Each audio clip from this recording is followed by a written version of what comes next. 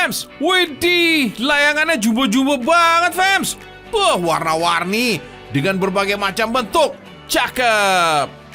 Wait, tapi tunggu dulu nih, fams. Layangan emang keren, tapi nih gak akan lengkap tanpa adanya benang gelasan yang membentang, mengikuat dan mengikuti arah terbangnya layangan.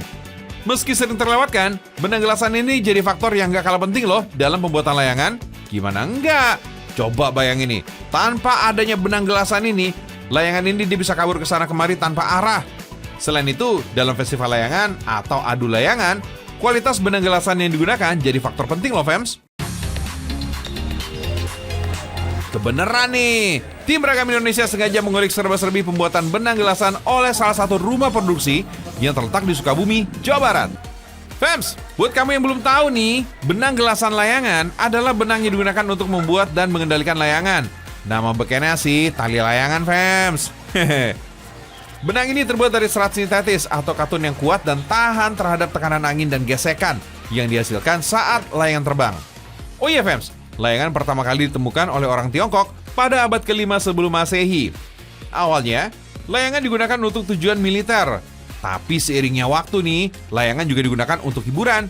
Pada awalnya, benang yang digunakan untuk mengendalikan layangan ini terbuat dari sutra. Namun, benang sutra ini terbukti tidak cukup kuat untuk mengendalikan layangan yang besar dan berat. Sehingga akhirnya, benang serat sintetis dan katun ditemukan dan digunakan sebagai pengganti benang sutra. Terdapat beberapa jenis benang gelasan. Yang paling umum sih digunakan adalah benang gelasan jenis katun, polyester, Kevlar, Dacron, Spectra, dan nilon. Pemilihan jenis benang yang tepat sangat penting, fams, dalam memastikan kekuatan dan kemampuan pengendalian layangan. Pabrik pembuatan benang gelasan yang udah legend banget, namanya Pabrik Benang Gelasan Raja Wali. Pabrik ini udah berdiri sejak tahun 1982 loh. Ternyata nih, untuk membuat benang gelasan dengan kualitas yang oke punya, tahapan yang dijalankan ini cukup sulit dan panjang, fams. Pertama-tama, benang katun diikatkan ke papan khusus yang disebut sebagai gedeblak dalam bahasa Sunda. Setelah itu, benang disikat menggunakan adonan telur dan pewarna. Proses ini merupakan salah satu proses yang sangat penting dalam pembuatan benang gelasan, fams. Soalnya, proses penyikatan ini membantu membersihkan dan menghilangkan bahan-bahan yang tidak diinginkan dari serat kapas. Fungsi utama sikat telur adalah untuk menghilangkan lilin alami atau lilin sintetis yang ditemukan pada serat kapas. Lilin ini dapat mempengaruhi kemampuan serat untuk menyerap pewarnaan atau zat pengikat lainnya. Oleh karena itu, penting untuk menghilangkan lilin tersebut agar serat kapas ini dapat menyerap zat-zat dengan baik dan menghasilkan warna yang konsisten pada benang gelasan. Selain itu, sikat telur ini juga membantu untuk membersihkan serat kapas dari kotoran dan debu yang menempel. Serat kapas yang bersih akan menghasilkan benang gelasan yang lebih halus dan berkualitas baik. Proses penggunaan sikat telur pada pembuatan benang gelasan ini dilakukan dengan cara menarik serat kapas melalui sikat telur yang terbuat dari bulu burung atau rambut kuda. Serat kapas akan melewati sikat telur dan membersihkan kotoran dan lilin yang menempel. Dengan menggunakan sikat telur dalam proses pembuatan benang gelasan, serat kapas dapat dibersihkan secara efektif dan benang gelasan yang dihasilkan akan berkualitas baik. Setelah proses ini, kemudian benang digulung dalam gulungan kaleng untuk kemudian dimasukkan ke proses penjulupan benang ke dalam adonan beling telur. Sekaligus proses pengeringan dengan cara membentangkan benang sepanjang mungkin. Proses pencelupan dan pengeringan adonan beling telur ini merupakan tahap penting dalam pembuatan benang gelasan.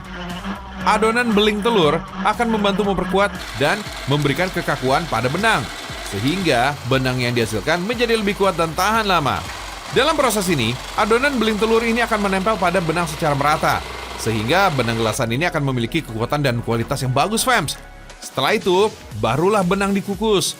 Proses pemasakan pada suhu yang tinggi ini akan membuat adonan beling ini menempel dengan lebih kuat pada benang, sehingga benang gelasan ini siap digunakan untuk pembuatan layangan atau produk lainnya.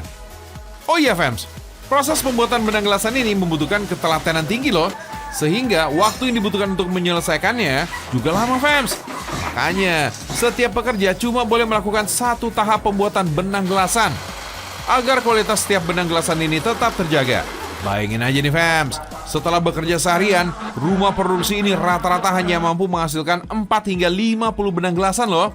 Tapi tentunya dengan kualitas numero uno dong. Harga benang gelasan di sini bermacam-macam, fans. Mulai dari 5.000 hingga jutaan rupiah. Harga ini tergantung dari kualitas benang gelasannya. Bagi para pelaku atau yang hobi memainkan layangan sih, harga ini nggak jadi masalah demi mendapatkan kualitas benang gelasan yang ciamik. Oh iya, fans. Distribusi benang gelasan dari pabrik gelasan Raja Wali ini ternyata nggak cuma untuk warga Sukabumi atau Jawa Barat aja. Konsumennya bahkan sampai ke seluruh Indonesia dan luar negeri seperti Hong Kong dan Belanda, fams. Wah, saik. Membanggakan banget kan tuh, fams. Ini baru nih, Ragam Indonesia, Indonesia Mendunia. Woo!